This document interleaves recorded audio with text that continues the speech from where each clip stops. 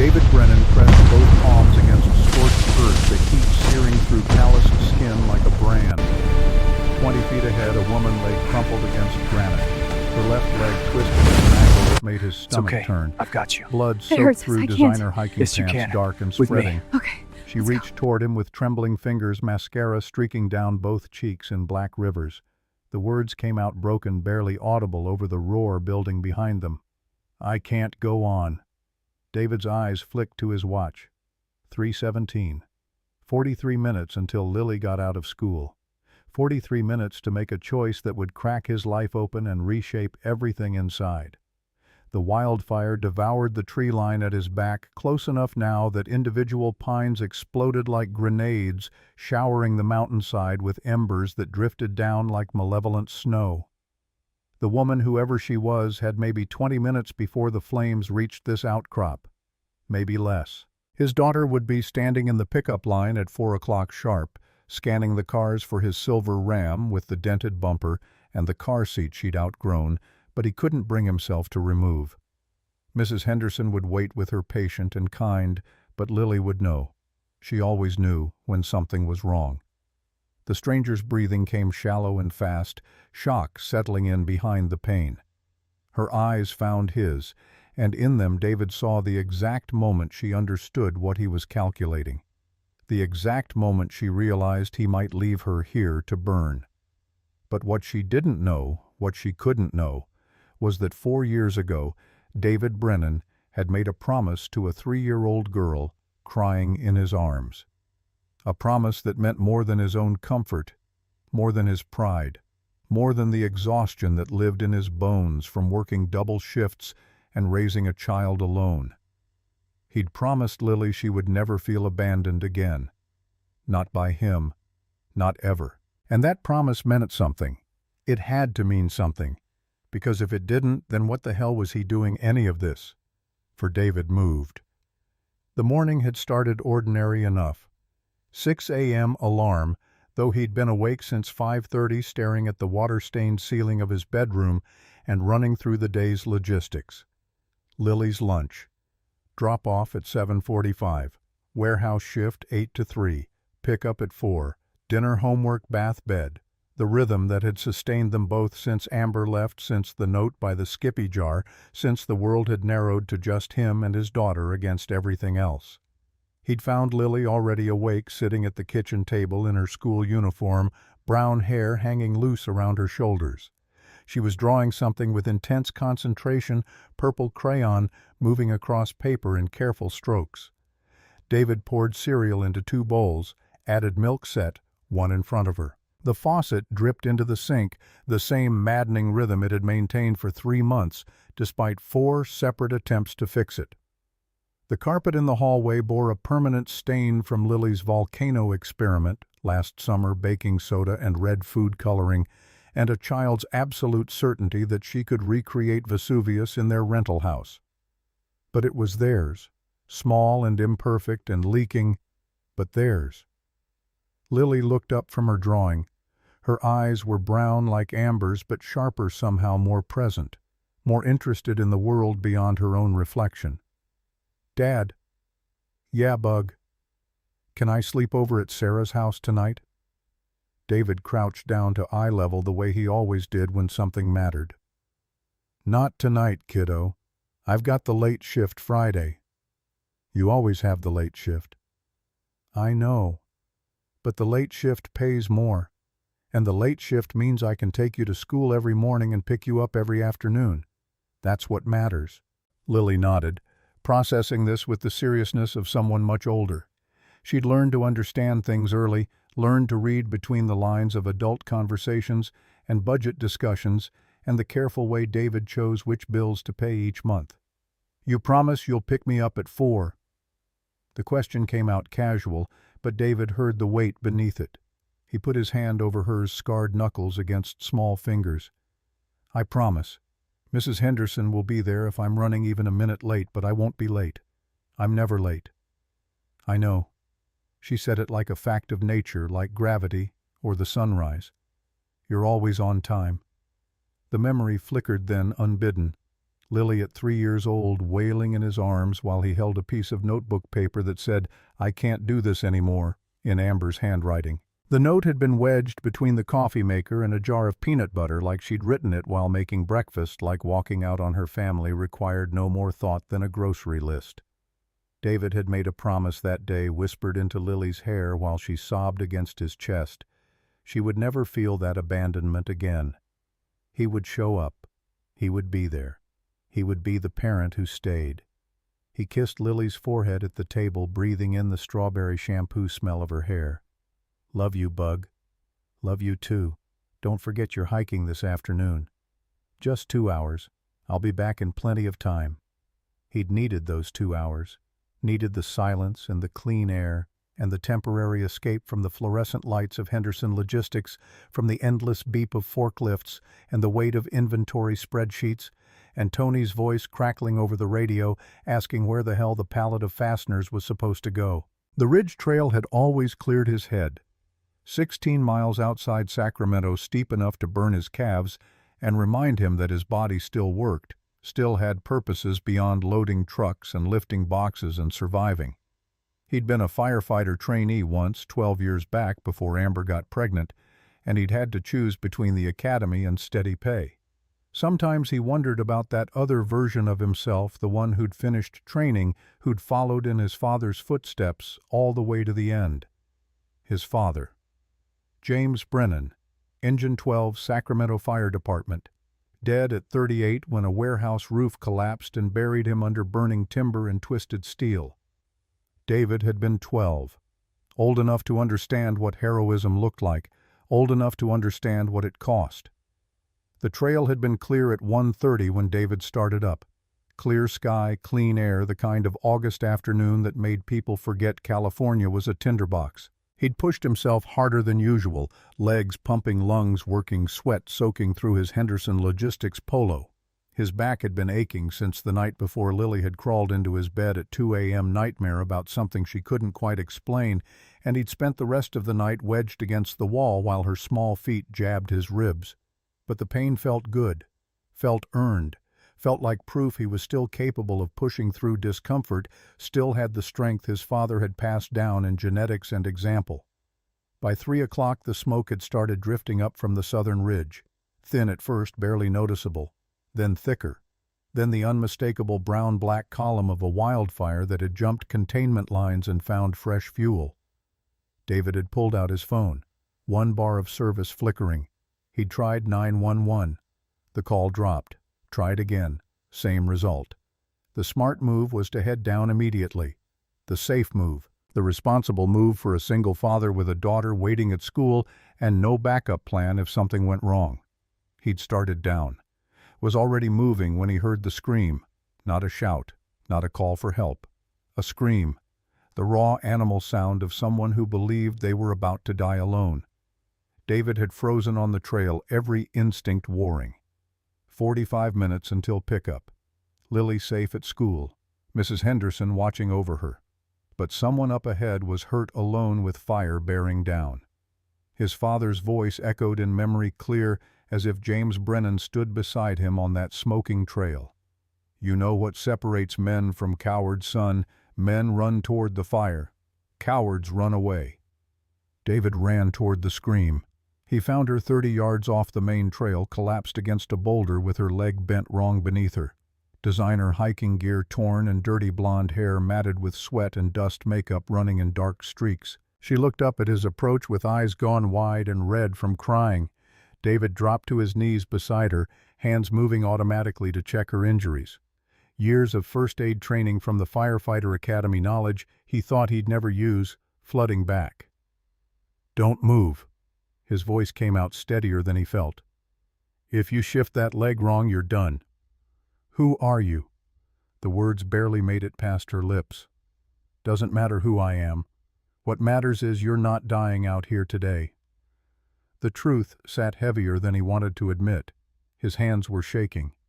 Not from the heat, though the temperature had climbed into dangerous territory, air shimmering and warped. Not from fear, though fear lived in his chest like a second heartbeat. From the clock ticking in his skull, each second pulling him further from the promise he'd made that morning over cereal and orange juice.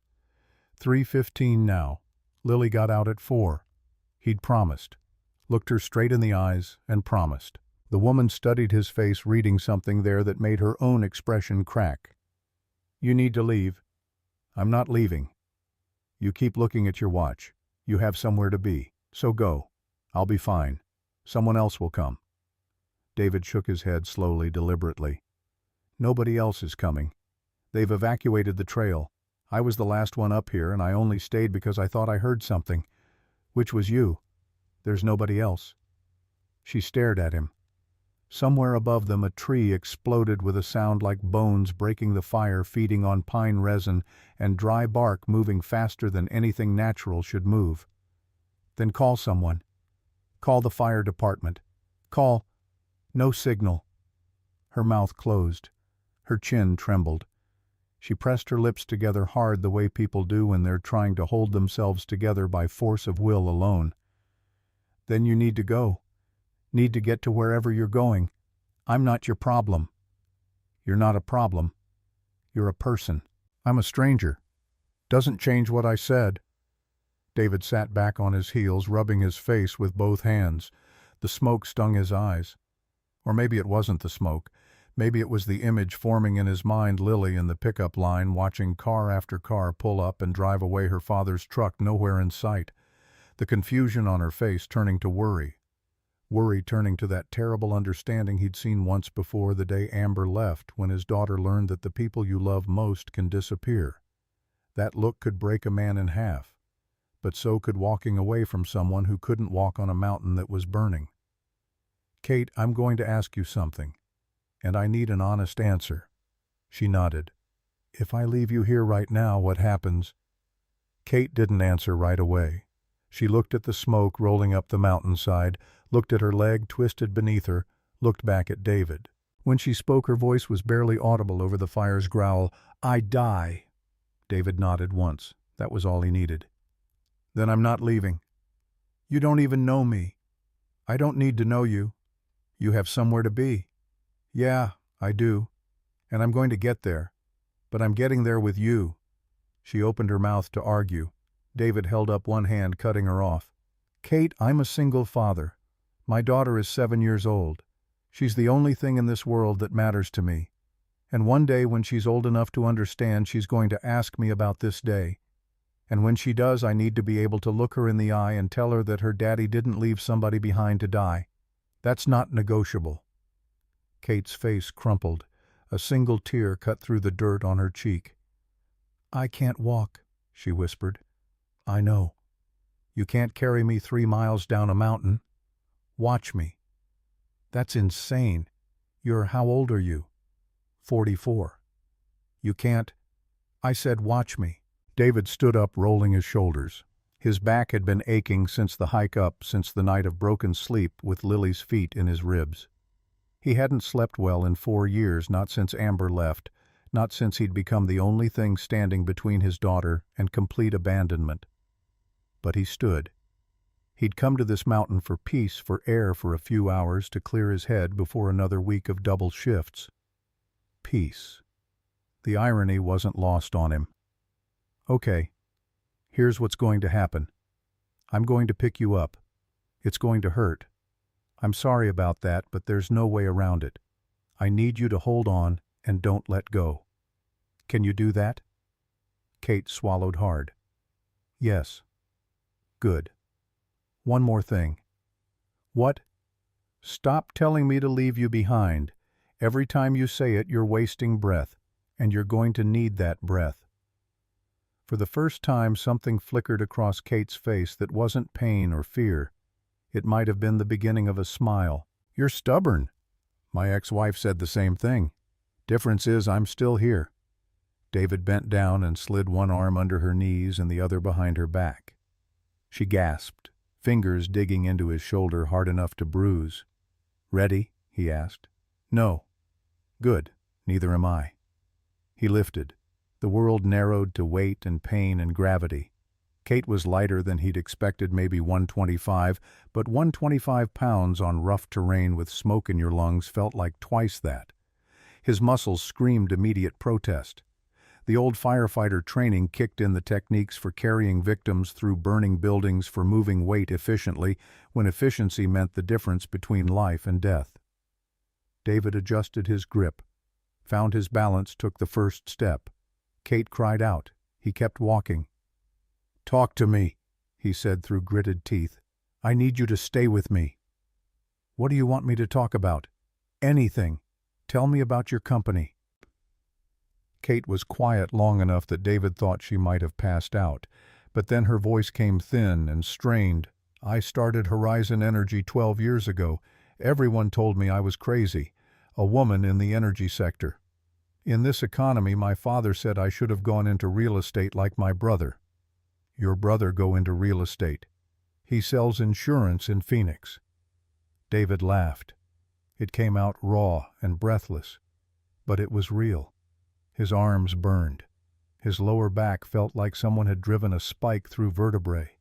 But he kept moving one foot in front of the other, because that was all there was to do. "My father hasn't spoken to me in 3 years," Kate continued. "Not since the IPO. He said I got lucky, said the market was just right and any idiot could have done it." "Sounds like a real piece of work." "He is. But you know what the funny part is? I've spent my whole life trying to prove him wrong. Built a billion-dollar company, hired 6,000 people, won awards, and you know what I realized today? Lying on that rock thinking I was going to die." "What?" "None of it mattered, not one bit. All I could think about was that I never told him he was wrong to his face." David adjusted his grip, trying to take pressure off his left arm, which had started going numb somewhere around the first 100 yards. The smoke thickened visibility, dropping to maybe 50 feet. Each breath tasted like ash and burning pine. "You'll get your chance," he said. "You know why." "Why?" "Because you're not dying today." The trail curved downward, and the smoke thinned slightly, not enough to feel safe, but enough to see more than 10 feet ahead. David's lungs ached. Every breath felt like inhaling ground glass. "Your daughter," Kate said quietly. "Tell me about her."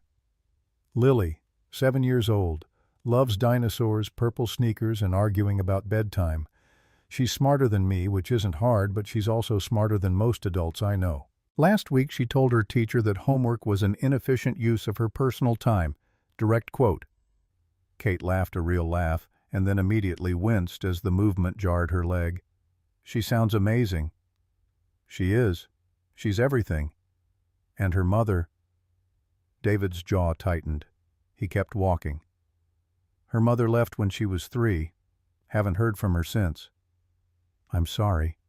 "Don't be. Best thing that ever happened to us. Lily and I figured it out together. We're a team." He could feel Kate watching his face, studying him the way he imagined she studied quarterly reports and market projections, analyzing and calculating, trying to understand what made him work. "Why are you doing this?" she asked. "And don't give me the speech about your daughter again. The real reason. Why are you risking your life for someone you met 15 minutes ago?" David was quiet for a long time. His feet crunched over loose gravel. The mountain groaned somewhere below them, a deep, unsettling sound that meant the fire was closer than he wanted to admit. "Because my father raised me to believe that a man is measured by what he does when nobody's watching. And right now, nobody's watching. It's just you and me and this mountain. And if I walk away, I might live with it. But I won't live with myself." Kate's grip tightened on his shoulder. "David." "Yeah. Thank you. Thank me when we're off this mountain." He rounded a bend and stopped. Ahead of them, a section of trail had collapsed. A landslide, probably triggered by the heat, had taken out about 20 feet of path, leaving nothing but a steep drop into a ravine choked with smoke. To the left, the mountain wall was sheer. No way around.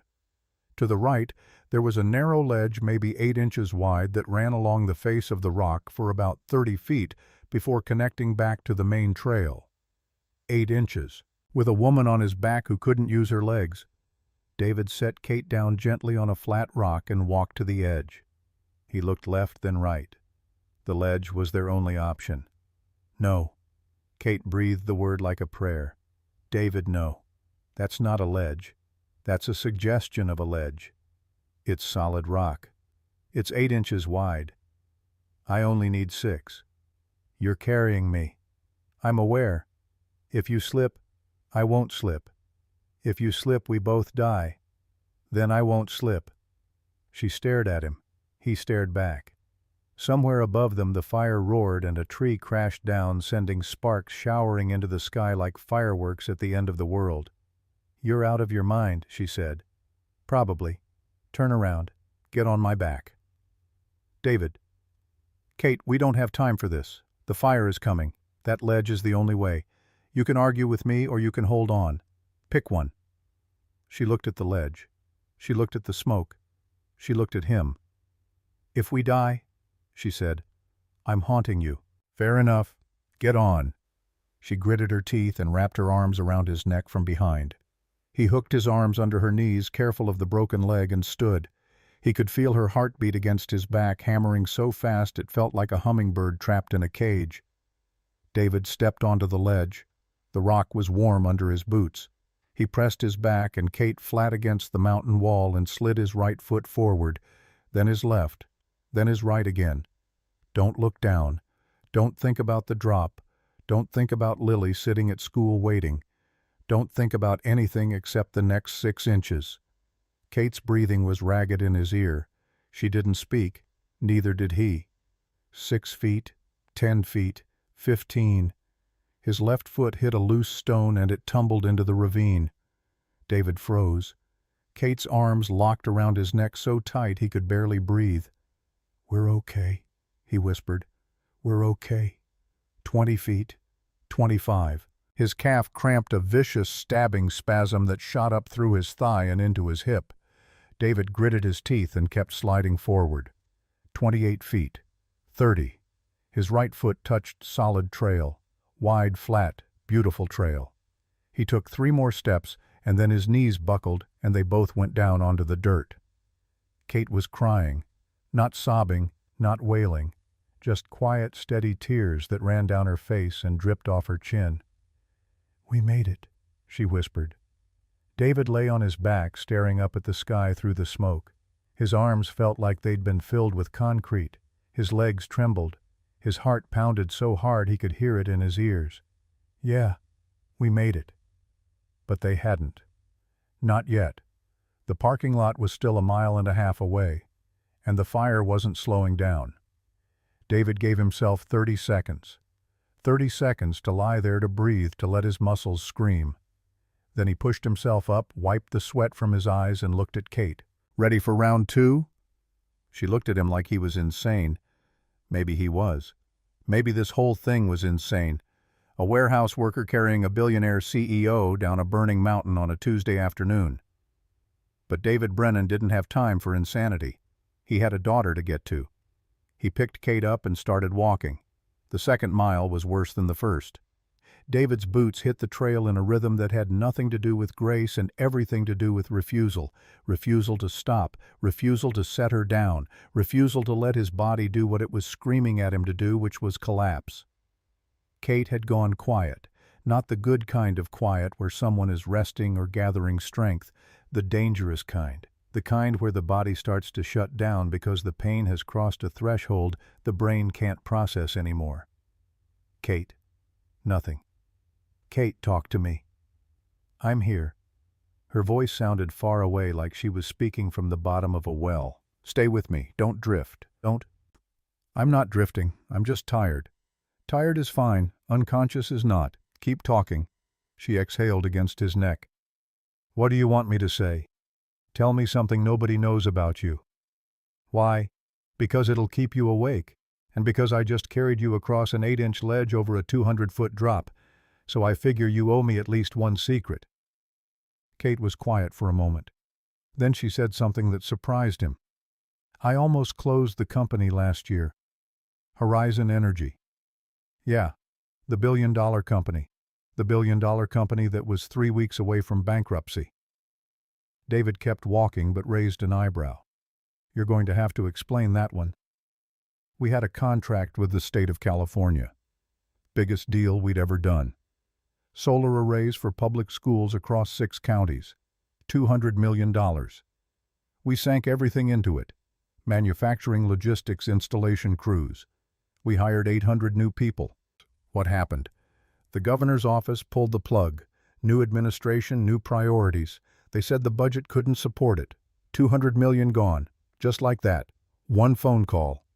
David shifted her weight, trying to take pressure off his left arm, which had gone numb about a quarter-mile back. What did you do? I sat in my office at 11:30 at night when I got the news. My CFO called me. I could hear it in his voice before he said a word. He said, "Kate, we need to talk." And I knew. I just knew. Then what? I sat there for about an hour. Didn't move, didn't call anyone, just sat in the dark and stared at the wall. And then I did something I hadn't done since I was a little girl. What? I cried. I sat at my desk in my corner office on the 42nd floor with my name on the door, and I sobbed like a child because I knew what it meant. It meant layoffs. It meant closing plants. It meant looking people in the eye, people who had mortgages and kids and car payments, and telling them that I'd failed them. Her voice cracked. David felt her fingers tighten on his shoulders. Did you lay people off? 312. I remember the exact number because I signed every single termination letter personally. My lawyers told me not to. My board told me not to. They said it was a liability that I should let HR handle it. But I couldn't do that. Those people gave me everything. The least I could give them was my name on the paper that ended their careers. David didn't respond right away. He walked and thought about it. Thought about the guys at the warehouse who lived paycheck to paycheck, who talked about their kids' braces and their wives' car troubles and rent going up again. Thought about what it would feel like to get a letter like that. That took guts, he finally said. It didn't feel like guts. It felt like failure. Sometimes they feel the same. His vision blurred at the edges. Not from smoke this time, though smoke still hung thick enough to taste. From exertion. From the sustained effort of carrying another human being through terrain that would challenge him empty-handed. David's knee buckled. Just for a second, just a stumble, but enough to send a spike of adrenaline through his chest. He caught himself, planted his right foot hard, pushed upright. His knee screamed in protest. You okay? Kate asked. Fine. Keep talking. You almost just dropped us both and you want me to keep talking. You stopping won't help my footing. Keep going. She was quiet for a beat. Then, do you ever get lonely? The question caught David off guard. He exhaled through his nose. Yeah, I get lonely. Late at night after Lily's asleep and the house is quiet and there's nobody to talk to. I sit on the porch with a beer and I listen to the crickets and I think about how it wasn't supposed to be like this.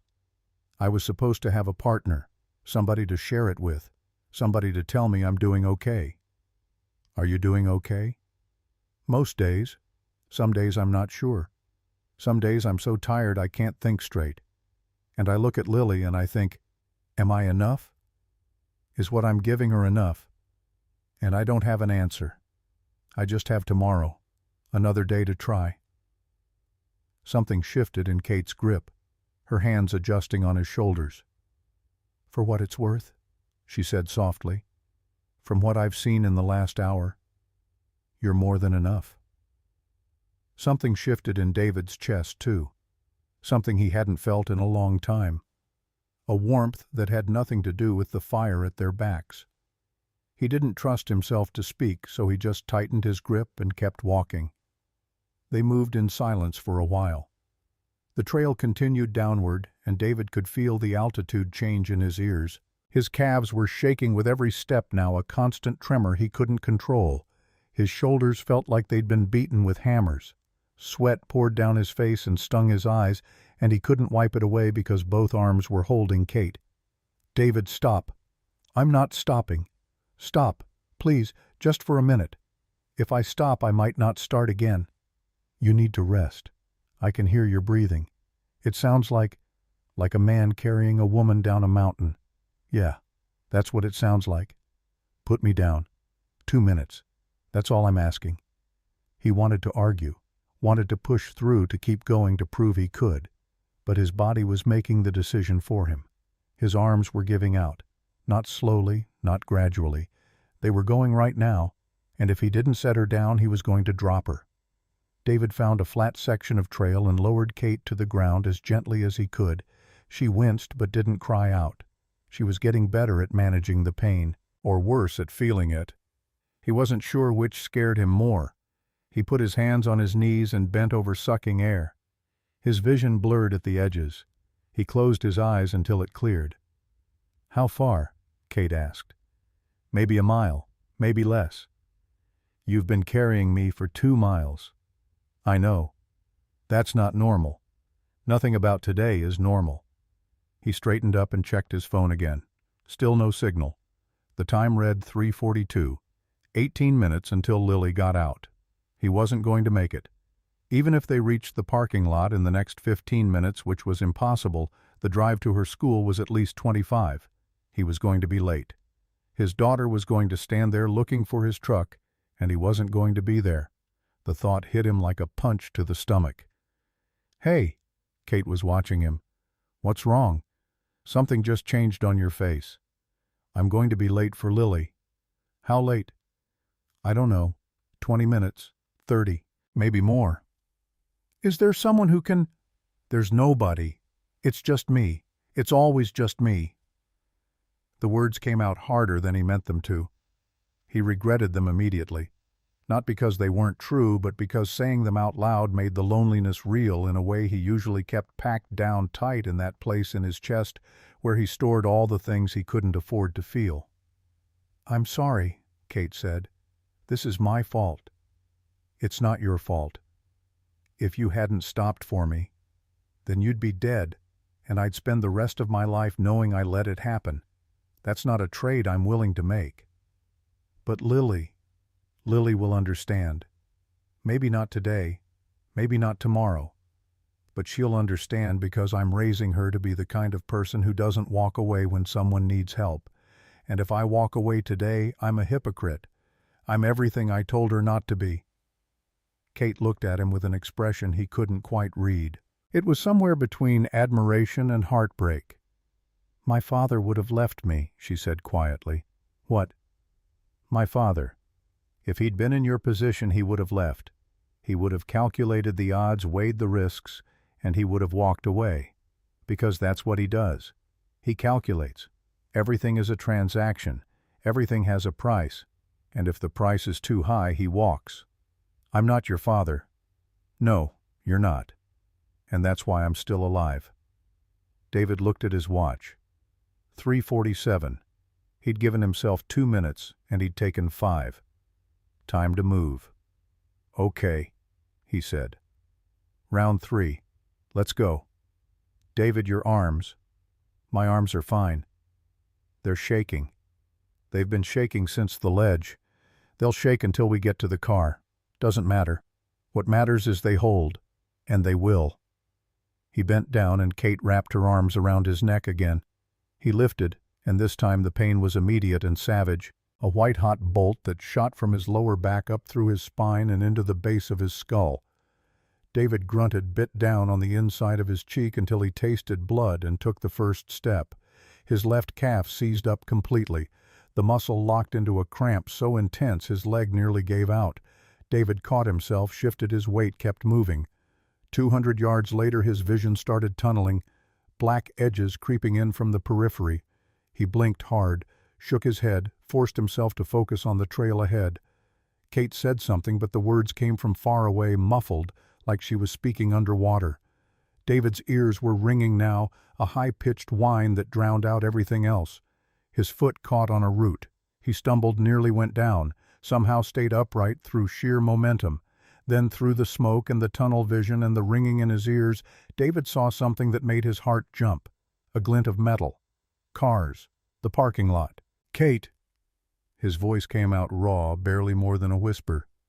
"Kate, look up." She lifted her head. He heard her breath catch. "Oh my God." We're almost there. Quarter mile, maybe less. David, we're going to make it. We're going to make it. He picked up the pace. His legs screamed. His back howled. Every muscle in his body begged him to stop. He didn't stop. He moved faster. The parking lot grew larger with every step. The cars became clearer. His truck, a silver Ram 1500 with a dented bumper and a car seat in the back, was exactly where he'd left it. "Okay," he said, his voice cracking. "Okay, okay, okay, okay." He reached the lot and set Kate down on the tailgate of his truck. She leaned back against the bed, her face pale and streaked with sweat and tears and dirt. David fumbled for his keys. His hand was shaking so badly it took 3 tries to get them out of his pocket. His phone buzzed. 1 bar, then 2. He looked at the screen. 4:06. 6 minutes past 4. Zara was out. Lily was waiting. David dialed Mrs. Henderson's number with trembling fingers. It rang once. Dropped. He tried again. Rang twice. Dropped. He texted instead, fingers stumbling over the screen. "Emergency. Running late. Lily okay." 30 seconds that felt like hours. Then his phone buzzed. "Mrs. Henderson." "She's fine. With me. Take your time." David closed his eyes. His chin dropped to his chest. The phone almost slipped from his hand. He tried calling one more time. It rang once, twice, 3 times. "Hello?" "Mrs. Henderson, it's David Brennan. I'm so sorry. Something happened and I—" "Mr. Brennan, it's fine. Lily is right here with me. She's drawing. Take your time." "Is she okay? Is she upset?" "She's perfectly fine. She said, and I'm quoting here, 'Daddy's never late, so something important must be happening.' She's not worried at all." David's vision blurred. Not from smoke this time. Not from exhaustion. "Mr. Brennan. Are you there?" "Yeah," he managed. "Yeah, I'm here. Tell her I'm coming. Tell her Daddy's coming." He hung up and braced himself against the side of the truck. His shoulders heaved once, twice. And then he was crying. Not the quiet kind, the kind that comes up from somewhere deep and primal, the kind that a man only lets out when he's alone or when he's been pushed so far past his limit that the walls he's built around himself simply can't hold anymore. Kate watched him from the tailgate. She didn't say anything. She just reached out and put her hand on his arm. And she held it there. After a minute, David wiped his face with the back of his hand and straightened up. "Sorry," he said. "Don't you dare apologize." He looked at her. She looked at him. And something passed between them. Not romance, not attraction. Nothing that simple. It was recognition. 2 people who had been carrying the weight of their worlds alone, who had just survived something together that neither of them could have survived apart. "We need to get you to a hospital," he said. "And you need to get to your daughter. Hospital first. Lily's safe. Mrs. Henderson has her." "David, don't argue with me, Kate. You've been arguing with me since I found you, and you've lost every single time. Take the hint." She stared at him. Then she shook her head. Then she smiled a real smile, the first one he'd seen from her, and said, "Fine, hospital, but I'm paying for gas." "You're paying for a lot more than gas. You owe me a new pair of boots. These are ruined." He helped her into the passenger seat, careful with her leg, and climbed behind the wheel. The engine turned over on the first try, the one reliable thing in his life besides Lily, and he pulled out of the parking lot just as the first fire truck came screaming up the access road, sirens, wailing lights cutting through the smoke. David gripped the steering wheel with both hands and drove. The hospital was 22 minutes away, and David drove every one of them like a man who had already used up his luck for the day and was now running on borrowed time. Kate sat in the passenger seat with her broken leg propped against the dashboard, teeth clenched so tight he could see the muscles in her jaw working. Every pothole, every bump, every slight turn sent a jolt through her body, and she'd grab the door handle and squeeze until her knuckles went white. But she didn't scream. She didn't cry.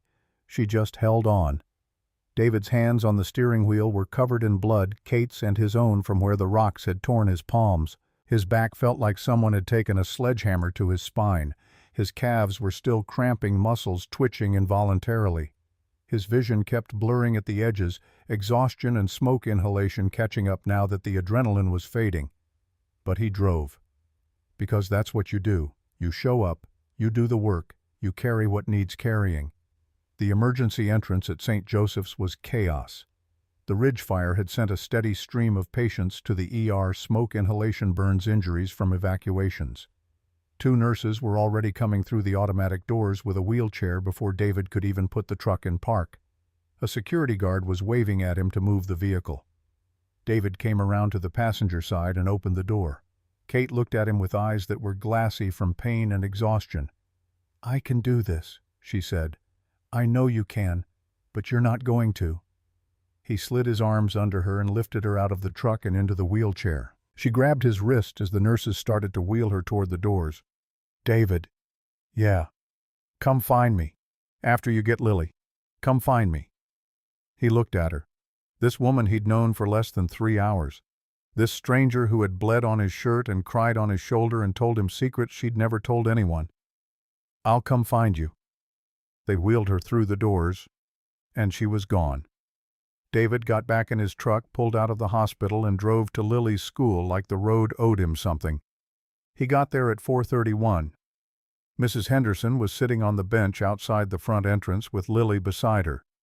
His daughter had a piece of paper in her lap and a purple crayon in her hand, and she was drawing something with the intense concentration of a child who believes that what she's creating is the most important thing in the world. David parked and got out. His legs almost gave way when his boots hit the pavement. He steadied himself on the door and walked toward them. Lily looked up. For a moment she just stared at him, at the soot on his face, the torn shirt, the scratches on his arms, the way he was limping. Her eyes went wide and the crayon slipped from her fingers. "Daddy?" "Hey, baby girl." She was off the bench and running before he could take another step. She hit him at full speed, wrapping her arms around his waist and pressing her face into his stomach. David dropped to his knees and pulled her in so tight that the world disappeared. There was no fire, no mountain, no broken stranger, no empty bank account, no lonely nights on the porch. There was just this, just her. "You're dirty," she said into his chest. "I know." "You smell like smoke." "I know that too." She pulled back and looked at his face. Her eyes, brown like ambers, but sharper, more curious, more alive, studied him with a kind of seriousness that only a 7-year-old can manage. "Something happened." It wasn't a question. "Something happened. Are you okay?" "I'm okay now." "Were you not okay before?" David smiled. It hurt. Everything hurt. But the smile was real. "I was a little not okay for a while, but I'm okay now because I'm here." Mrs. Henderson had stood up and was watching them with her hand pressed against her chest. She was a woman in her 60s who had been teaching 2nd grade for 34 years and thought she'd seen everything. But the look on her face said she was seeing something new. "Mr. Brennan, is everything all right? You look like you've been through a fire." "I was on Ridge Trail when the wildfire came through." "Oh, my Lord. Are you hurt?" "Nothing that won't heal. I'm sorry I was late. It won't happen again. Don't you dare apologize. You go home and take care of yourself. Lily was an angel as always." David shook her hand, picked up Lily's backpack, and walked to the truck with his daughter's hand in his. She climbed into her car seat and he buckled her in. His hands were still shaking and it took him 2 tries to click the buckle. "Daddy?" "Yeah." "Why are your hands shaking?" "Because Daddy carried something very heavy today." "What did you carry?" He looked at her. "A person." Lily's eyes went wide. "A person. A woman. She was hurt on the mountain and she couldn't walk, so I carried her. All the way down the mountain. All the way down." "Was she heavy?" "A little. Heavier than you?" "A lot heavier than you." "Was she scared?" "Yeah, she was scared." "Were you scared?" David reached back and put his hand on her knee. "Yeah, baby, I was scared. But you did it anyway." "I did it anyway." Lily nodded slowly, processing this the way she processed everything carefully, thoroughly, with a gravity that didn't belong to someone her age. "That's what heroes do," she said. "I'm not a hero, Lily. I'm just your dad." "You can be both." David didn't have an answer for that. He turned around, started the truck, and drove home. Their house was a 2-bedroom rental on Maple Street, the kind of place that real estate agents would call charming and honest people would call small. The front porch sagged on the left side. The kitchen faucet dripped no matter how many times David fixed it. The carpet in the hallway had a stain from when Lily tried to make lava with baking soda and red food coloring last summer. But it was theirs. It was home. David made dinner, chicken nuggets and apple slices because he didn't have the energy for anything more complicated. He sat across from Lily at the kitchen table while she ate. "Tell me about the woman," Lily said, dipping a nugget into ketchup. "What do you want to know? What's her name?" "Kate." "Is she nice?" "She's complicated." "What does that mean?" "It means she's nice in a way that's hard to explain. She's tough, and she's scared, and she's lonely, and she's brave all at the same time." "Can someone be all those things at once?" "Yeah, most people are." "Am I?" David leaned forward and brushed a crumb off her chin. "You are the toughest, bravest, least lonely kid I know. And if you ever feel scared, you tell me and I'll fix it." "You can't fix scared, Daddy. You can only be brave anyway. That's what you said." "When did I say that?" "When I was afraid of the dark. You said being brave doesn't mean you're not afraid. It means you're afraid, and you do the thing anyway. And then you gave me the nightlight and told me to roar at the dark. So I did." David stared at his daughter. 7 years old, and she already understood things that most adults spent their whole lives trying to figure out. "You're too smart for me, kid." "I know." After dinner he gave her a bath, read her 2 chapters of a book about a girl detective who solved mysteries with her dog, and tucked her into bed. He stood in her doorway for a moment, watching her settle into her pillow, her stuffed dinosaur tucked under one arm. "Daddy." "Yeah." "Is Kate going to be okay?" "I think so. The doctors are helping her." "Good. Because you saved her, and people you save should be okay. That's how it should work." A pause. "Daddy, I'm glad you came back." The words hit David in a place he didn't know was still exposed. He gripped the doorframe and swallowed hard. "I'll always come back, Lily. Always. Promise. Promise." She closed her eyes, and within 2 minutes she was asleep. David walked to the bathroom, turned on the shower, and stood under the water for 15 minutes.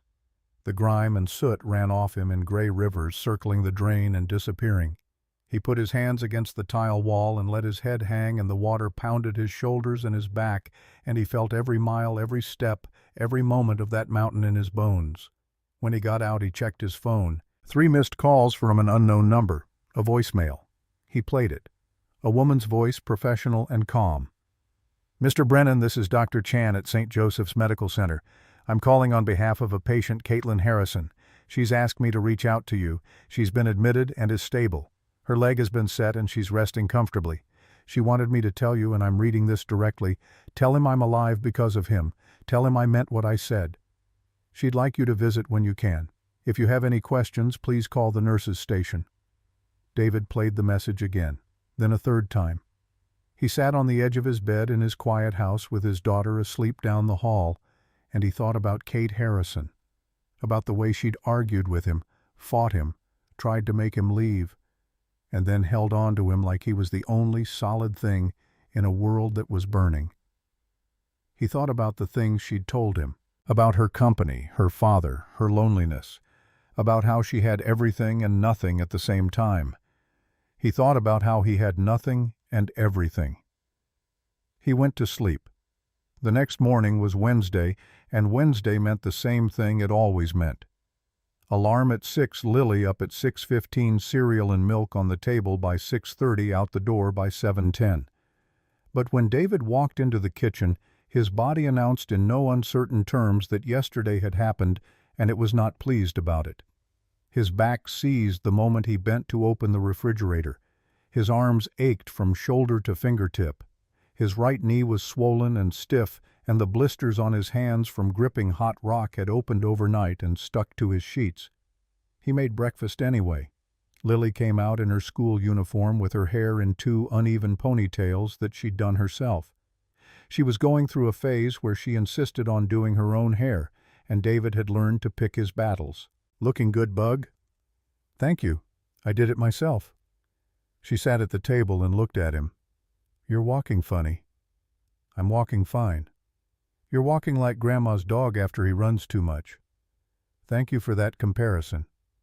"Are you going to see Kate today?" David poured milk into her cereal. "I was thinking about it. After I drop you off." "Good. Bring her flowers." "What?" "When people are in the hospital, you bring them flowers. That's what you did when Mrs. Henderson had her knee surgery." "That's different. I've known Mrs. Henderson for 3 years." "You carried Kate down a mountain. That's like knowing someone for 100 years. David opened his mouth, closed it, and then said, "Where do you get this stuff?" "Books." He dropped Lily at school on time, 7:55, and then sat in the parking lot for 5 minutes gripping the steering wheel. He should go to work. Tony, his supervisor at the warehouse, was already going to be annoyed that he'd called in late. He had bills to pay. He had a shift to cover, but Kate's voice was in his head. "Come find me, please." He picked up his phone and called Tony. "Henderson Logistics, this is Tony." "Tony, it's David. Where the hell are you? You were supposed to be here at 8. "I know. I need a personal day." "A personal day, David. We've got 3 trucks coming in this morning and Rodriguez called in sick." "Tony, I pulled a woman off a burning mountain yesterday. I carried her 3 miles with a wildfire behind us. My back is shot. My hands are torn up and I can barely walk. I need 1 day." Silence on the other end. Then Tony's voice came back different, the hardness gone, replaced by something that sounded almost like respect. "You what?" "The ridge fire. I was on the trail when it came through. There was a woman trapped. I carried her out." More silence. "Take the day. Take 2 if you need them." "One's enough. I'll be there Thursday." "David." "Yeah. That's something. What you did. That's really something." "Thanks, Tony." He hung up and drove to the grocery store. He bought flowers, not expensive ones he couldn't afford. Expensive ones, but a bunch of yellow sunflowers that caught his eye because they were bright and stubborn-looking, which seemed right. St. Joseph's was busy. The wildfire had sent a steady stream of patients to the ER smoke inhalation burns injuries from evacuations. David gave Kate's name at the front desk and was directed to the 3rd floor room 317. He knocked. "Come in." She looked different. Clean, for one thing. Her hair was washed and pulled back, and someone had given her a hospital gown that made her look smaller than she was. Her left leg was elevated and encased in a temporary cast. An IV dripped into her right arm. Monitors beeped softly, but her eyes were the same. Sharp, watchful, alive. "You came," she said. "I said I would." Most people say a lot of things they don't mean. I'm not most people. You should know that by now.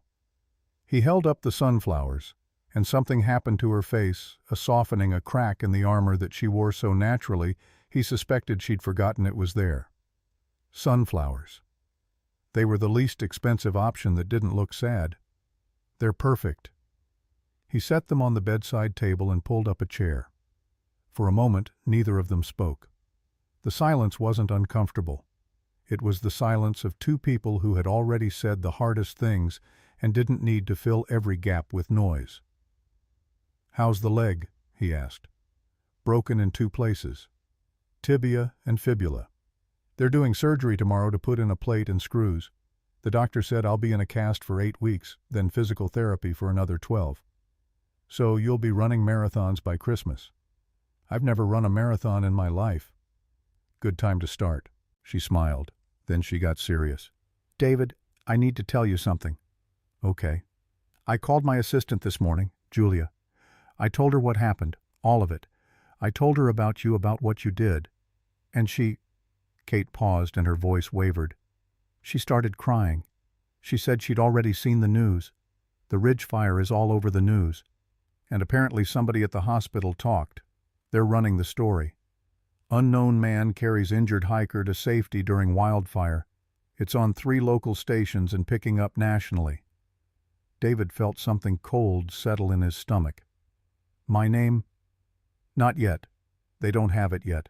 But they're looking. A reporter called the hospital this morning trying to get information. I don't want that. I know. I'm serious, Kate. I don't want reporters. I don't want cameras. I don't want any of it. I did what I did because it was the right thing to do. I didn't do it for a story. I know that, but I need to tell you once they find out who you are, and they will find out this is going to get big. My company is publicly traded. I'm a public figure. The CEO of Horizon Energy getting rescued from a wildfire by a warehouse worker. The press is going to eat that alive. I'm not a story. You're not. But they'll make you one. David leaned back in the chair and rubbed his face. This was not what he wanted. He didn't want attention. He didn't want cameras in his face or reporters at his door. He wanted to go back to his quiet life, his warehouse, his daughter, his porch, his beer, his crickets. Can you stop it? He asked. I can try. I can have my PR team issue a statement asking for privacy. But I'm going to be honest with you, it might not work. The internet has a mind of its own. Great, the internet. David. What? I'm going to make this right. Whatever happens with the press, whatever comes from this, I'm going to make sure it doesn't hurt you or Lily. That's a promise. You don't owe me anything. I owe you my life. That's not a debt. It's just what happened. Kate studied him for a long moment the way she had on the mountain, analyzing, calculating, trying to figure him out. You're the strangest man I've ever met. Because I don't want a reward for doing the right thing. Because you genuinely don't. Most people would be negotiating right now. Most people would be thinking about book deals and talk shows and GoFundMe pages, and you're sitting here worrying about reporters. I'm sitting here worrying about my daughter. There's a difference. How is she? She told me to bring you flowers. Kate's eyes glistened. She did. She said when people are in the hospital you bring them flowers, and that carrying you down a mountain is like knowing someone for 100 years. She said that she's 7. She says a lot of things that are smarter than they should be. I want to meet her. The words came out fast, almost involuntary, and Kate immediately looked uncertain, like she'd crossed a line she hadn't meant to cross. I'm sorry, you don't have to.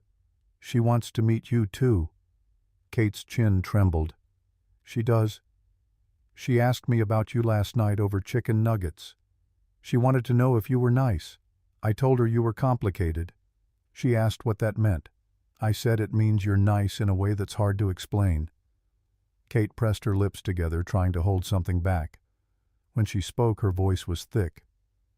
God, David, I'm lying in a hospital bed with a broken leg, and you're making me cry with chicken nugget stories. Welcome to my life. Everything comes back to chicken nuggets eventually. She laughed, and then she winced, and then she grabbed his hand. It happened so fast he didn't have time to react. Her fingers closed around his firm and deliberate, and she held on. I need to tell you something else. Okay. On that mountain, when you picked me up and started walking, I thought you were crazy. I thought this man is going to kill us both. He's going to take 10 steps and collapse, and we're both going to burn. You weren't entirely wrong about the crazy part. But you didn't collapse. You didn't stop. And every time I told you to put me down, you just kept going. And at some point I stopped being scared of the fire. I stopped being scared of dying, because I realized something. What? That I was on the back of a man who would rather die than quit. And if that man couldn't save me, then nobody could. And if nobody could save me, then at least I wasn't going to die alone. Her voice broke. And that... She stopped, composing herself. That was the first time in years that I didn't feel alone. David looked down at their hands, his rough, calloused, scarred from years of manual labor. Hers, smooth, manicured the hands of a woman who signed contracts and shook hands with senators. You're not alone now either, he said. I know, and that terrifies me. Why? Because I don't know what to do with it. I've been alone for so long that connection feels dangerous. It feels like something that can be taken away, and I've built my entire life around making sure nothing can be taken away from me. That's not living, Kate. That's surviving. There's a difference. Is there? Because from where I'm sitting, you've been surviving for 4 years. The words landed like a slap. Not because they were cruel, but because they were true. David sat with them, turning them over in his mind, feeling their edges. When did you get so insightful? He asked. Somewhere between the ledge and the parking lot. Near-death experiences are good for clarity. David let go of her hand and leaned back. So what happens now? I don't know. I've never been in this situation before. I've never had someone save my life. I've never told a stranger my deepest secrets. I've never held a man's hand in a hospital room and felt like the world made sense for the first time in years. That's a lot of nevers. I'm aware. Here's what I know, David said, leaning forward again. I know that tomorrow I'm going back to work. I know that Thursday I'm going to pick Lily up from school and make her dinner and read her a book and put her to bed. I know that my life is small and ordinary and hard and I wouldn't trade it for anything. And I know that yesterday I met a woman on a mountain and she changed something in me, and I don't understand it yet and I'm not sure I need to. That's very zen for a forklift driver. I listen to podcasts during my shift. Don't judge me. Kate smiled, a real smile, the kind that reached her eyes and stayed there. David Brennan. Caitlin Harrison. Thank you for not leaving me on that mountain. Thank you for being worth carrying down. Her smile faded into something more serious, more open. I mean it. What you did, I will never forget it. Not as long as I live. Whatever happens from here, whatever this becomes or doesn't become, I need you to know that you changed my life yesterday. Not because you saved it, because you showed me what it looks like when someone chooses another person over themselves. And I haven't seen that in a very long time. David stood up. His body protested every inch of the movement, but he stood.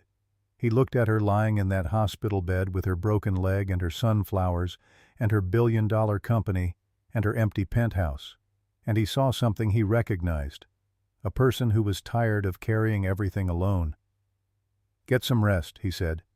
I'll bring Lily by this weekend. David. Yeah. The sunflowers really are perfect. He walked out of the room, down the hallway, past the nurse's station, into the elevator, through the lobby, and out into the parking lot. He got into his truck and sat there for a full minute, hands on the wheel, engine off. Then he pulled out his phone and opened his contacts. He scrolled to a name he hadn't called in months. His mother. She picked up on the second ring. David, baby, are you okay? I just saw the news about the fire near. I'm okay, Mama. I'm okay. But I need to talk to you. Talk to me about what? About yesterday. About what happened. About everything. A pause.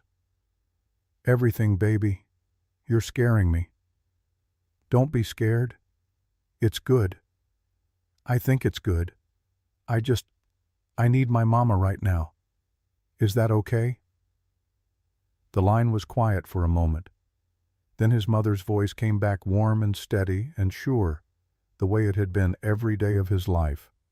It's always okay, baby. I'm right here. Tell me everything. So he did. His mother listened to every word. She didn't interrupt. She didn't gasp or exclaim or tell him he was crazy. She just listened the way she'd always listened, with her whole self, her silence a kind of embrace that traveled through the phone and wrapped around him like a blanket he didn't know he needed. When he finished, the line was quiet for a long time. Mama, I'm here. I'm just sitting with it. Sitting with what? With the fact that my son carried a woman down a burning mountain and then drove to pick up his daughter and made chicken nuggets like it was a regular Tuesday. It was a regular Tuesday. It just got complicated. David Michael Brennan, don't you dare sit there and minimize what you did. You saved that woman's life. I did what anyone would have done. No, baby, you did what you would have done. And that's not the same thing. Most people would have called for help and kept moving. Most people would have told themselves it wasn't their problem. You picked her up and carried her. That's not normal. That's extraordinary. Mama, let me finish. I raised you to be a good man. I know I did because I see it every day in how you take care of Lily. But what you did yesterday goes beyond good. What you did yesterday is the kind of thing your father would have done. David closed his eyes. His father, James Brennan, a firefighter who died when a roof collapsed during a warehouse blaze when David was 12. A man David had spent his whole life trying to live up to and never feeling like he'd gotten close. "You think so?" he asked, and his voice sounded younger than 44. It sounded like a boy asking his mother if his dad would be proud of him. "I know so. He's looking down at you right now and he's saying, 'That's my boy.' I guarantee it." David pressed his thumb and forefinger against the bridge of his nose. "I need to ask you something, and I need you to be honest. When have I ever been anything else? This woman, Kate, she wants to meet Lily. She wants me to bring Lily to the hospital this weekend, and I told her I would.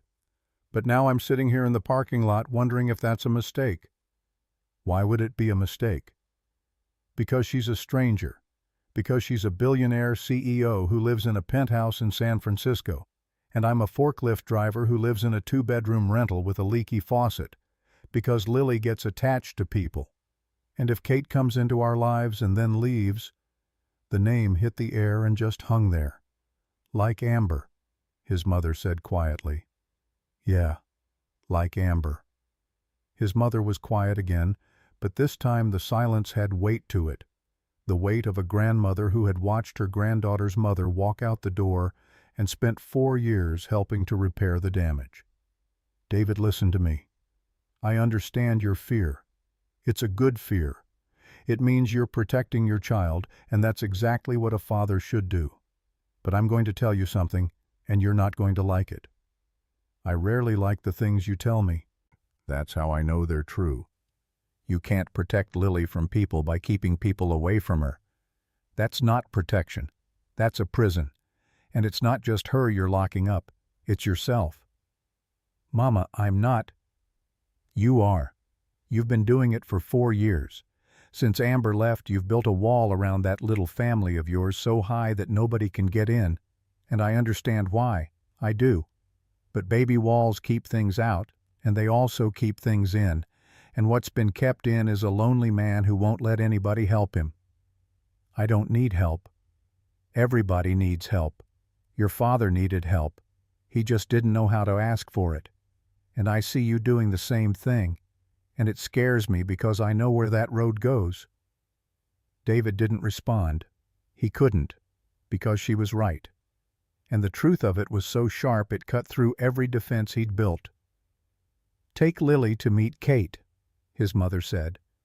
"Not because Kate is going to become part of your life. Maybe she will, maybe she won't. Maybe.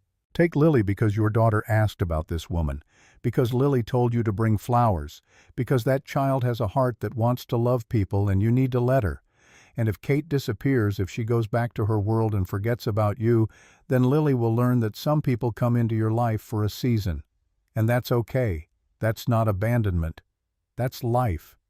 And she needs to learn that distinction, David, because right now the only model she has for someone leaving is her mother. And if every departure looks like Amber, she's going to grow up afraid of everyone who walks through the door." David sat with that. He sat with it the way his mother had sat with his story. Quietly, fully, letting it take up all the space it needed. "When did you get so smart?" he asked. "I've always been this smart. You just don't call often enough to benefit from it." "I'll call more." "You better. Now go home, take some ibuprofen and put ice on whatever hurts. And David, yeah, I'm proud of you. Not for yesterday, for every day." He drove home with the windows down and the radio off. The air still smelled faintly of smoke even this far from the ridge. The fire was 40% contained according to the news. 300 homes evacuated. No casualties reported. No casualties. Which meant they hadn't found anyone on the mountain.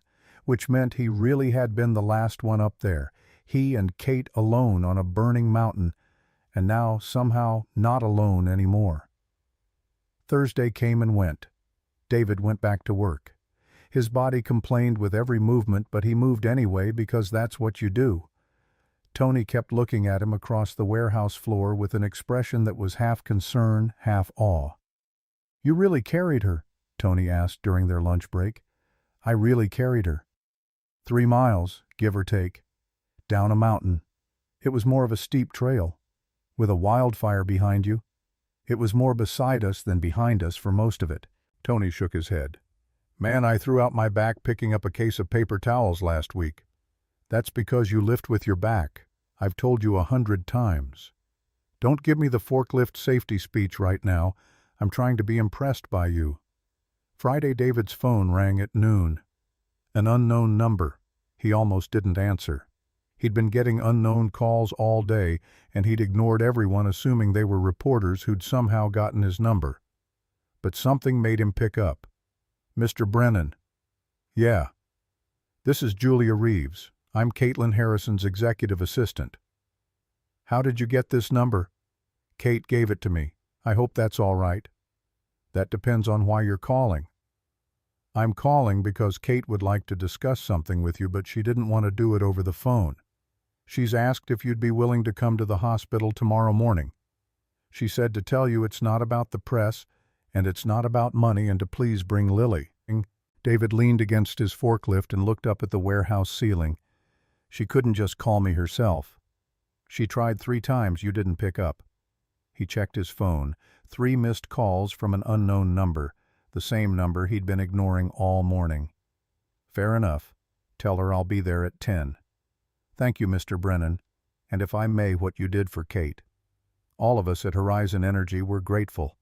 She means a great deal to a lot of people. She means something to me, too. Don't know what yet, but something." He hung up and went back to work. Saturday morning, Lily was up before the alarm. David found her in the kitchen at 6:30, fully dressed, hair in 2 ponytails that were slightly less uneven than usual, sitting at the table with her hands folded like she was waiting for a business meeting. "You're up early," he said. "We're going to see Kate today." "We are, at 10. I know. I want to make her a card." "A card? A get well card, with a dinosaur on it. Because dinosaurs make everyone feel better." "I can't argue with that logic." He gave her paper and crayons and made coffee while she worked. She drew a T-Rex holding a bouquet of flowers. The dinosaur had tiny arms, so the flowers were mostly falling. She wrote in careful, oversized letters, "Get well soon, Kate, your friend Lily." David looked at it and felt something crack open in his chest. They got to St. Joseph's at 5 minutes to 10. David carried Lily on his hip because the hospital hallways were long, and she was still small enough to carry, and there was a part of him that wanted to hold her close before walking into a room that might change things. He knocked on room 317. "Come in." Kate was sitting up in bed looking better than she had on Wednesday. Some color had returned to her face. Her eyes were clear. She was wearing a silk robe over her hospital gown, Julia's doing probably, and her hair was down. But when she saw Lily, everything else disappeared. The composed, careful expression of a woman who ran board meetings and closed billion-dollar deals dissolved into something raw and unguarded and almost childlike in its wonder. "Hi," Lily said. "Hi," Kate said. "You must be Lily." "You must be Kate. My daddy carried you down a mountain." "He did. Your daddy is very strong." "I know. He opens all the jars." Kate laughed, a full, bright laugh that filled the room. "That is the most important skill a person can have. I made you a card." Lily held it out. "It has a dinosaur. His name is Gerald." Kate took the card and looked at it, and David watched her eyes fill. She blinked rapidly, pressing her lips together, and took a moment before she could speak. "Gerald is beautiful. Thank you, Lily. I'm going to keep this forever." "You don't have to keep it forever. Just until you feel better." "I already feel better." Lily climbed up onto the chair next to the bed and settled in like she'd been visiting hospitals her whole life. "Does your leg hurt?" "A little." "My daddy says pain means you're alive." Your daddy says a lot of smart things. He also says dinosaurs are extinct, but I think they're just hiding." Kate looked at David. He shrugged. "She's been saying that for 2 years. I've given up arguing." "Smart man." They stayed for an hour. Lily talked about school, about her teacher, about the book she was reading, about how she wanted a puppy, but Daddy said maybe next year, about how she could hold her breath for 47 seconds, about how purple was the best color, and anyone who disagreed was wrong. Kate listened to every word with a kind of hunger that David recognized. It was the hunger of someone who had been starving for something real, for something uncomplicated and honest and warm. Lily was giving her that without even trying, because that's what 7-year-olds do. They give themselves completely without reservation, without calculation, without fear. After about 20 minutes, Lily asked if she could go to the vending machine in the hallway. David gave her 4 quarters and told her to stay where he could see her through the window. She skipped out of the room, and suddenly it was just the two of them again. The air changed immediately. "She's incredible," Kate said. "She knows." "David, I need to talk to you about something." Julia said it wasn't about money. "It's not about money." "Well, it's not only about money." "Kate, just hear me out, please, and then you can say no, and I'll never bring it up again." He leaned back in his chair and crossed his arms. "I'm listening." Kate's hands folded in her lap, fingers threading together in a way that told David this conversation had been rehearsed. Probably multiple times. Probably with Julia feeding her corporate speak about optics and strategy and messaging. But when she spoke, the words came out raw. "My company has a foundation, Horizon Energy Community Fund. We give grants to families, education programs, small businesses. It's something I started 5 years ago because I wanted the company to do more than just make money. I wanted it to matter." "Okay. I want to set up a trust for Lily, an education trust fully funded through college and beyond. It would cover tuition, books, housing, whatever she needs, no strings attached." "No." The word came out harder than David intended. Kate flinched. Actually flinched like he'd slapped her. "David, no. You didn't let me finish. You don't need to finish. I'm not taking your money. It's not charity. It's a grant through the foundation. It's what the foundation does. For strangers. Not for people who pulled you off a mountain. That's not a grant. That's a payoff." Kate's face went pale. She looked down at her hands, then back up at him. "That's not fair." "It's completely fair." "No, it's not. Because you're so afraid of anyone thinking you did this for a reward that you'd rather your daughter miss out on an opportunity than accept help from someone who wants to give it. And that's not strength, David. That's pride." "There's nothing wrong with pride." "There is, when it costs your daughter." The words landed like a hammer. David stared at her. She stared back. Neither of them blinked. "That's not fair," he said quietly. "It's completely fair. You told me on that mountain that you're raising Lily to be the kind of person who doesn't walk away when someone needs help. Well, David, you need help. Not because you're weak, not because you failed, because you've been doing this alone for 4 years and you don't have to anymore. And someone is sitting in front of you offering to make your daughter's future a little bit easier, and you're saying no because of pride. It's not just pride, it's principle. I take care of my daughter. Me. That's my job. And you've done an amazing job. But taking care of her doesn't mean you have to do everything yourself. It means making sure she has the best life possible. And if part of that means accepting a grant from a foundation that exists specifically to help families like yours, then swallow your pride and let someone help you for once in your life." David stood up and walked to the window. Through the glass he could see Lily at the vending machine carefully inserting quarters and studying the options like she was making the most important decision of her career. His mother's words echoed in his head. "You've built a wall so high that nobody can get in. You're not protecting Lily. You're building a prison." He turned back to Kate. "If I say yes to this, and I'm not saying yes yet, it's not because I can't provide for my daughter.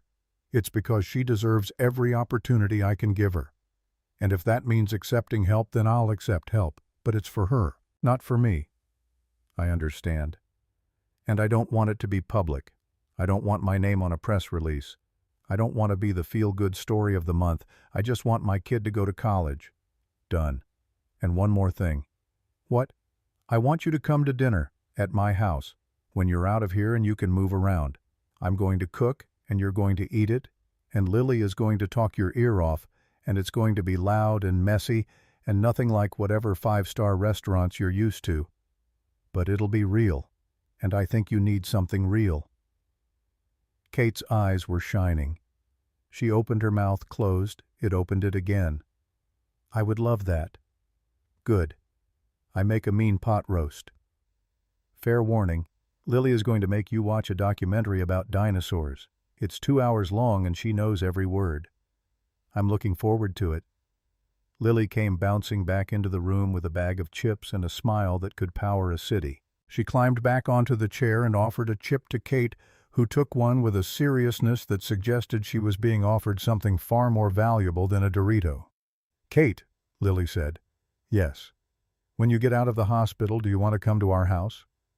Kate looked at David. He nodded. I would love to come to your house, Lily. Good. I'll show you my dinosaur collection. I have 47. Well, 46. Gerald lost his head, but Daddy glued it back on, so he's sort of 47. I can't wait to meet Gerald in person. They stayed for another hour.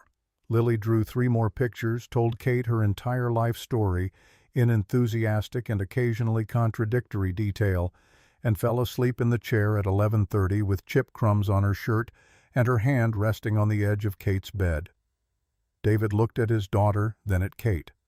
Kate was looking at Lily with an expression David had seen before, but only in one place. In the mirror every night when he checked on Lily before going to bed. It was love. Not the romantic kind, not the complicated kind, the simple kind, the kind that shows up uninvited and refuses to leave. David, Kate whispered, careful not to wake Lily. Yeah. I lied to you about why I was hiking alone. I remember. You said it was for exercise. That wasn't true. I was up there because I was running, not from the fire hadn't started yet. I was running from my life. I'd gotten news that morning that my board was scheduling a vote to remove me as CEO. After everything I built, after 12 years, they were going to push me out with a vote. Why? Because the stock price dropped after the California contract fell through, because shareholders were nervous, because in the corporate world, loyalty lasts exactly as long as the profit margin. I've given that company everything, my time, my health, my relationships, my 20s and 30s and most of my 40s, and they were going to take it from me with a vote. So you went hiking? I went hiking because I didn't know what else to do. I drove to the trailhead and started walking, and I didn't stop until my legs gave out. And then the fire came, and then you came. And lying on that rock waiting to die, I realized something I should have realized a long time ago. What? That the company isn't me. That if they take it, they take a building with my name on it and a stock ticker and a corner office. They don't take who I am. They don't take the person I was before Horizon Energy existed. They don't take the girl who started a solar panel company in her garage with a $1,000 investment and a dream that everyone laughed at. What are you going to do? I'm going to fight, but not for the company, for myself, for what I believe in. If they want to vote me out, they can try. But they're going to have to look me in the eye when they do it, and they're going to have to explain to 6,000 employees why they're removing the woman who built this company from nothing. David smiled. That's the Kate I carried down the mountain. You carried a broken, bleeding, terrified woman who'd given up. No. I carried a woman who was too stubborn to die. There's a difference. Kate reached out and took his hand again. This time he didn't pull away. He held on, and she held on. And between them, Lily slept with chip crumbs on her shirt and a dinosaur drawing in her lap. David? Yeah.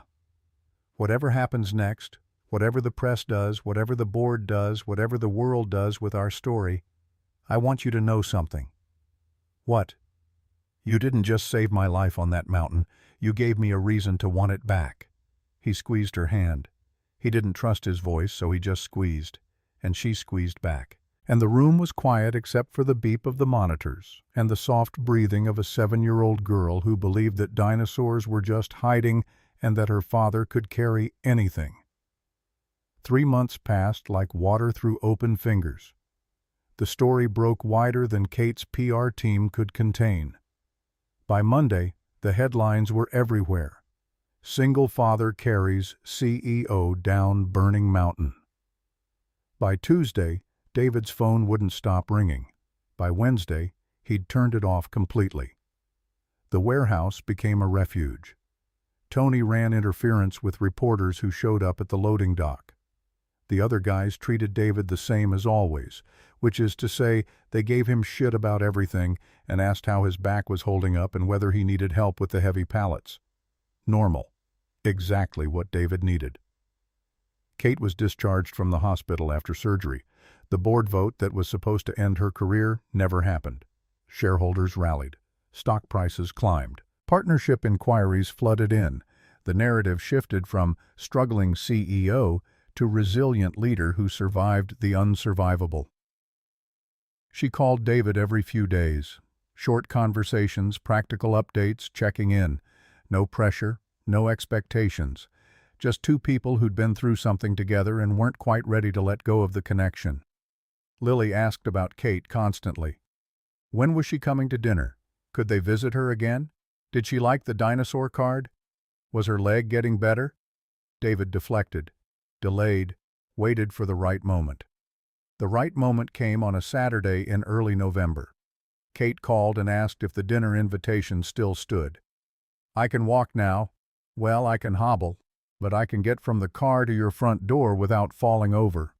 "What about stairs? My porch has 3 steps." "I'll manage. I didn't survive a mountain to be defeated by a porch." She arrived at 6. David heard the car pull up and watched through the window as Kate got out of a black sedan, not a limo, not a company car, just a regular Uber. She was wearing jeans and a sweater and walking boots, leaning on a cane, but moving under her own power. Lily was at the door before Kate could knock, pulling it open with both hands. "You're here. I'm here. Come see my room. Come see Gerald. Come see everything." Kate laughed and let herself be dragged into the house by a 7-year-old hurricane. David followed them down the hallway, listening to Lily's running commentary on every drawing on the walls, every toy on the shelves, every book on the nightstand. Dinner was pot roast with mashed potatoes and green beans and rolls from the grocery store bakery. Nothing fancy, nothing that would impress a billionaire CEO. But Kate ate like it was the best meal she'd had in years. And maybe it was. Not because of the food, but because of the company. Because of Lily's stories about school and her teacher and the boy who ate glue and how she'd corrected him about T-Rex physiology. Because of the way David watched his daughter with quiet pride. Because of the feeling that this small table in this small house was exactly where she was supposed to be. After dinner, they watched the promised dinosaur documentary. 2 hours. Lily narrated every scene, correcting the narrator when he got details wrong, adding context that only a 7-year-old dinosaur expert could provide. Kate took notes, actual notes, on her phone. "For future reference," she explained when David raised an eyebrow. At 8:30, Lily fell asleep on the couch between them, her head on Kate's lap, her feet in David's. The documentary played on. Neither of them reached for the remote. "David," Kate said softly. "Yeah.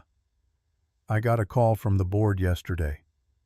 And they voted unanimously to keep me as CEO. Full support. The story, our story, it changed everything. Stock is up. Partnerships are coming in faster than we can process them. The company is stronger than it's been in years." "That's great, Kate." "It is. And I owe a lot of it to you.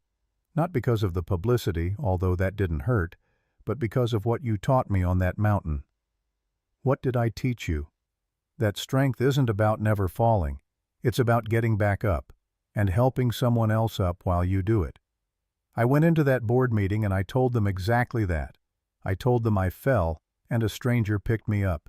And if a warehouse worker from Sacramento can carry 125 pounds down a burning mountain without quitting, then I can carry this company through a bad quarter." David shook his head, but he was smiling. "You used me as a metaphor. I used you as the truth. There's a difference." They sat in comfortable silence. Lily's breathing deepened the sound of complete trust and complete safety. The documentary showed a brachiosaurus walking across prehistoric plains, slow and massive and unstoppable. "Kate?" "Yeah." "What happens now?" "You go back to running your empire. I go back to driving my forklift. We send each other Christmas cards." Kate was quiet for a long moment. "I had a different idea." "Why does that make me nervous?" "I want to create a position at Horizon Energy, Community Outreach Director. The job would involve working with families and communities affected by natural disasters, connecting them with resources, housing, financial support. It's something the company should have been doing from the start, and I want you to consider taking it." David stared at her. "Kate, I don't have a degree. I don't have corporate experience. I drive a forklift. You carried a woman you'd never met down a burning mountain because you believed it was the right thing to do. That's more qualification than any degree I've ever seen. The pay is 3 times what you're making now. Full benefits. Health insurance for you and Lily. Flexible hours so you can still pick her up from school every day." "You're serious?" "I'm always serious. Ask my board." "I'd have to wait. The position would be based in Sacramento. I'm opening a regional office. You wouldn't have to move anywhere. Lily's school, same neighborhood, same life, just with better insurance and a job that uses who you actually are instead of just what you can lift." David looked down at Lily, sleeping peacefully between them. He thought about the warehouse, about Tony, about the routine that had held his life together for 6 years, about the safety of the familiar, the comfort of knowing exactly what each day would look like. Then he thought about his father, a man who ran into burning buildings not because it was safe, but because it was right. A man who never settled for comfortable when there was important work to be done. "I need to talk to Lily." "Of course." "And my mother." "Of course." "And I need you to promise me something. Anything. Promise me this is real. Promise me this isn't guilt or gratitude or some temporary thing that fades when the story dies down. Promise me that a year from now I'm not going to be standing in an unemployment line wishing I'd stayed at the warehouse." Kate shifted on the couch, careful not to wake Lily, and looked him dead in the eye. "David, I'm going to tell you the same thing you told me on that mountain when I asked if we were going to make it. You said we're going to make it. And we did. So I'm telling you now this is going to work. And if it doesn't, I'll carry you." "You can barely walk." "Then I'll crawl. But I won't leave you behind. You showed me what that means. I'm not going to forget it."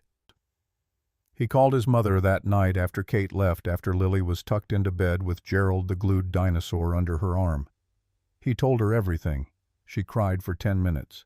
Then she said 5 words that changed everything. "Take the job, you fool."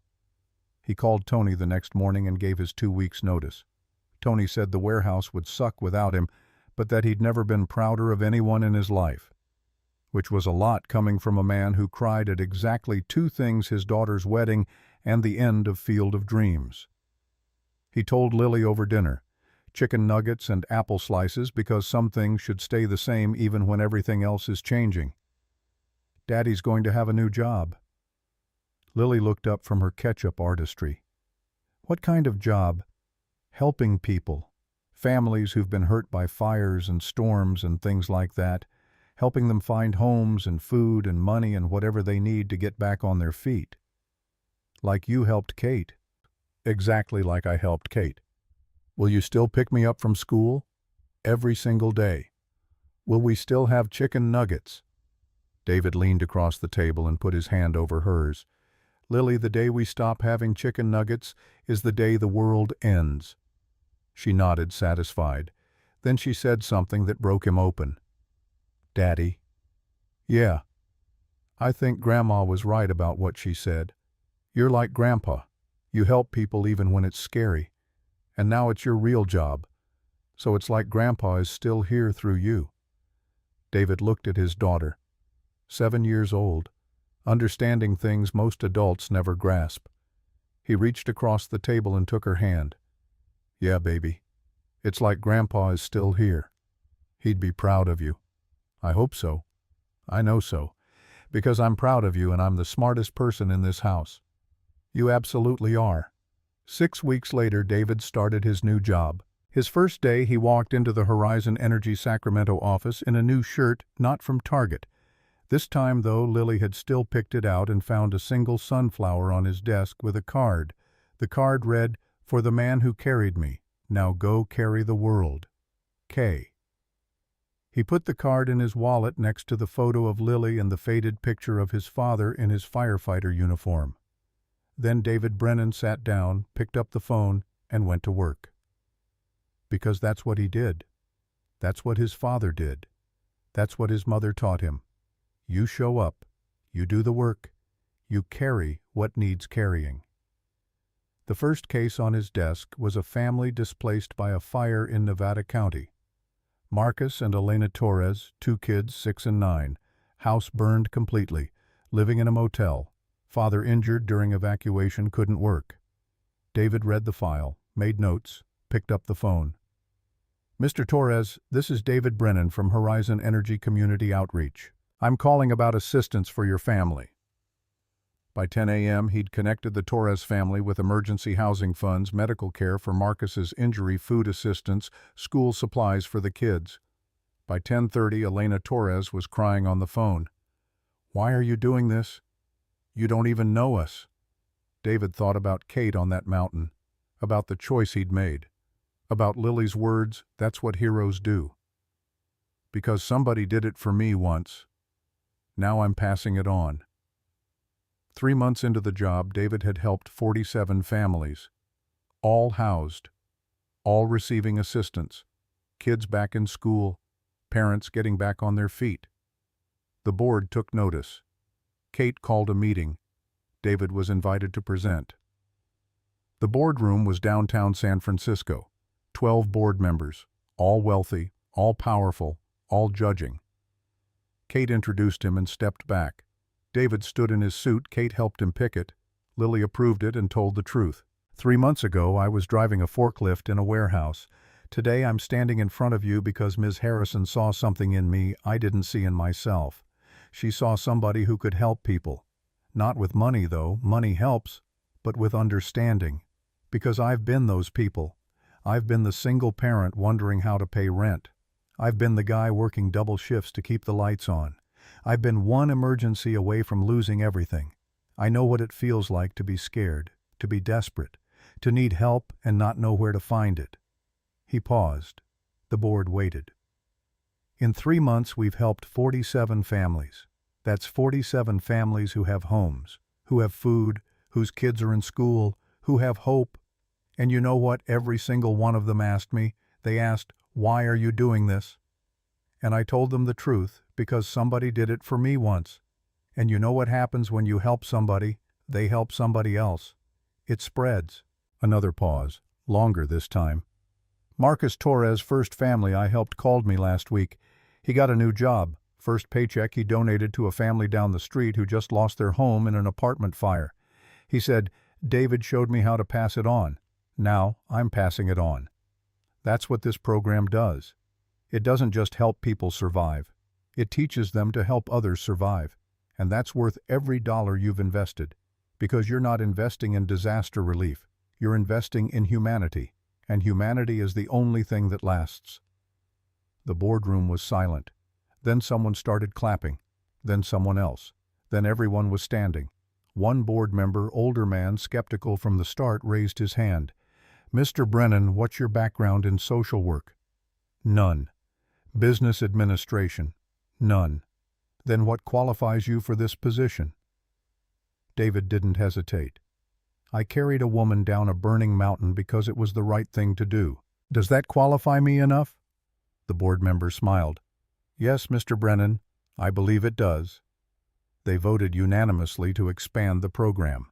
$5 million, 3 additional staff. David promoted to Director of Community Impact West Coast. Kate was waiting outside the boardroom when he emerged. He loosened his tie. They loved you. They loved the results. They loved both. David exhaled. Kate, this is getting big. 3 staff, 5 million. I don't know if I'm ready for. David, you carried me down a mountain with a broken leg and wildfire at your back. You're ready for anything. That evening, David told Lily about the promotion over dinner. She processed it with her usual gravity. So, more people to help. Yeah, more people. That's good. Grandpa would like that. I think so too. Lily was quiet. Then she asked the question that had been building. Daddy, can I ask you something? Anything. When you carried Kate down the mountain, were you scared? David put down his fork and gave her his full attention. Yeah, baby. I was scared. Scared of the fire? Scared of the fire. Scared I'd drop her. Scared I wouldn't make it back to you. Scared of all of it. But you did it anyway. Because it was the right thing to do. Lily thought about this. Then she said something that made his chest tight. Mrs. Henderson told me something today. She said you're a hero. I told her you're not a hero, you're my daddy. But she said you can be both. David reached across the table and took her hand. Lily, I need you to understand something. I'm not special. I'm not a hero. I'm just a guy who tries to do the right thing. And sometimes the right thing is hard. Sometimes it hurts. Sometimes it costs something. But you do it anyway. Not because you're a hero, because you're human. And humans take care of each other. That's what we do. That's who we are. Is that what Grandpa did? Yeah, that's exactly what Grandpa did. And that's what you're doing now, at your new job. Yeah, Lily smiled. I'm glad Kate fell on that mountain. Lily. Not glad she got hurt. Glad she fell where you could find her. Because if she didn't, you wouldn't have your new job. And all those families wouldn't have homes. And Marcus Torres wouldn't have helped that other family.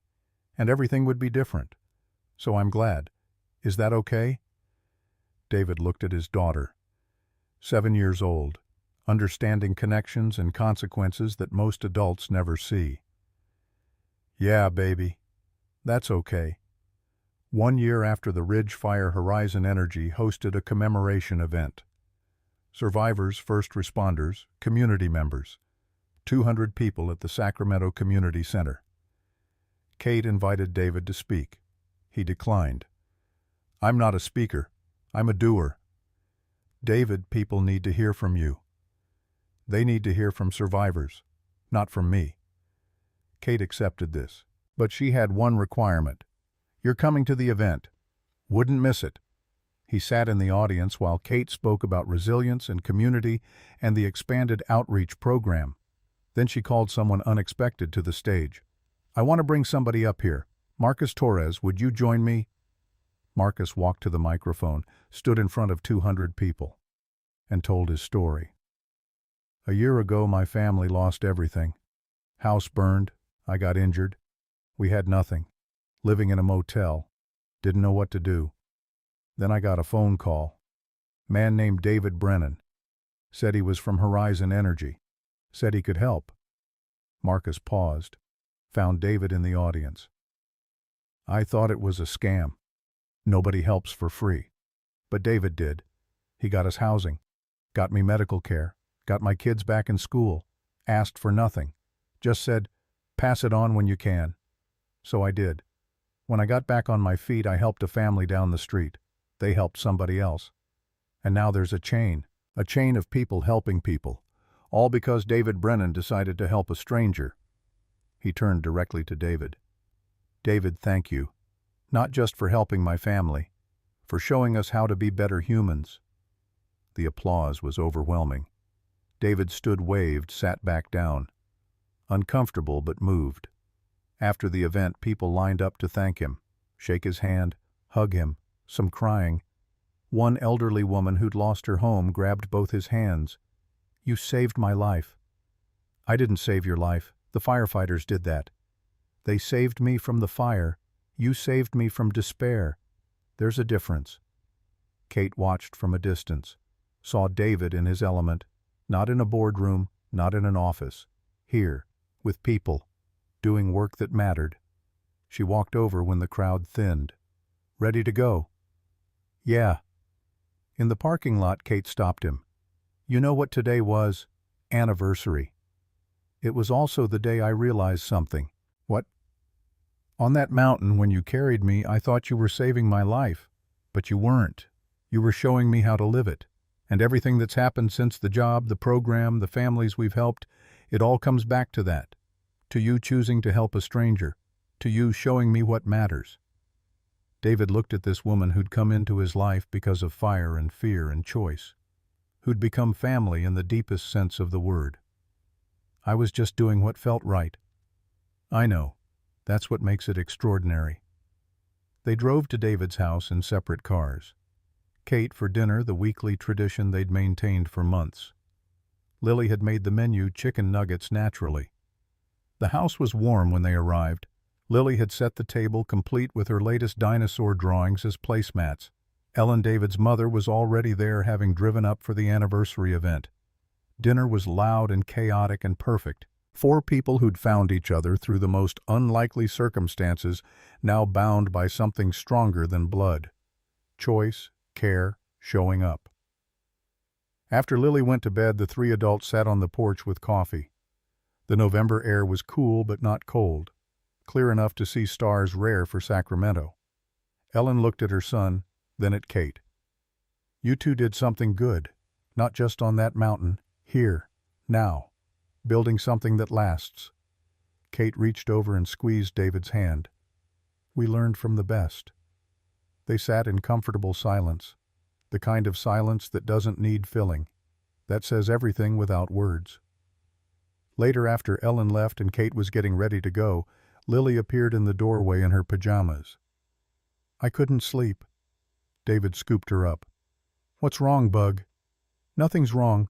I just wanted to say goodnight to Kate. Kate knelt down, careful of her leg, still healing always would be a little, and hugged Lily tight. Good night, sweetheart.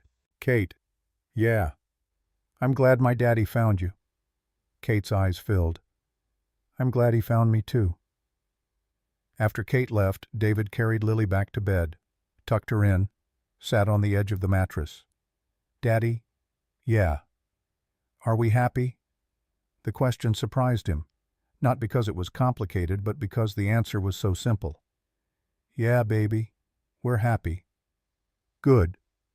Because I think we should stay this way. Me too. He kissed her forehead, turned off the light, and stood in the doorway watching her settle into sleep. This child who'd taught him more about courage and love and resilience than anyone. David walked to his room, sat on the edge of his bed, looked at the photo on his nightstand. His father in firefighter gear, young and strong and certain. Next to it, a new photo. David and Kate and Lily at the hospital the day Lily had brought the dinosaur card. All 3 of them smiling. A family not by blood but by choice. He picked up both frames. Held them. 2 generations. Same choice. Same heart. Different outcomes maybe, but the same fundamental truth. Strength isn't measured by what you can carry. It's measured by who you refuse to leave behind. David set the frames back down, changed into pajamas, got into bed, closed his eyes, and for the first time in 4 years, maybe in his entire adult life, he slept dreamless and deep and complete. The sleep of a man who'd found his purpose, who'd built something that mattered, who'd learned that walls can come down and people can come in, and sometimes the person you save ends up saving you right back. Outside, the November wind moved through the trees on Maple Street. The porch still sagged on the left. The faucet still dripped in the kitchen. The carpet still bore the stain of Lily's volcanic experiment. But inside, everything had changed. Not in the house itself, but in the people who lived there, in the way they moved through the world, in the connections they'd built, in the lives they'd touched, and the lives that had touched them back. The mountain had burned.